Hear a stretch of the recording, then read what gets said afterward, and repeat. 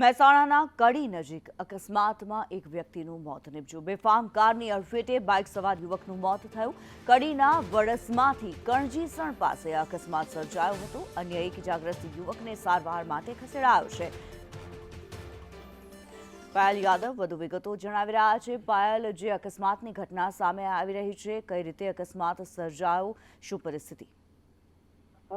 જી ચોક્કસ વેગેનર ગાડીએ બાઇકને ટક્કર મારતા બે યુવકોની નીચે પટકાયા હતા અને તેમનું મોત જેમાંથી એક વ્યક્તિનું મોત થયું છે। કડીના વડસમાંથી કણજીસર આ જે વેગેનાર જે સામે આવી રહી હતી ત્યારે બાઇક ચાલક જે છે તે અચાનક સામે આવેલ તેને લઈને ટક્કર વાગતા બંને યુવકો ધડાકાભેર નીચે પટકાયા હતા અને એમાંથી એક યુવાનું જે મોત થયું છે, એકને ગંભીર હોવાથી હોસ્પિટલમાં ખસેડવામાં આવ્યો છે। નંદાસમ પોલીસ સ્ટેશને ઘટના સ્થળે પહોંચી હતી અને કાયદેસરની કાર્યવાહી હાથ ધરી છે। જી, ધન્યવાદ પાયલ આ માહિતી માટે।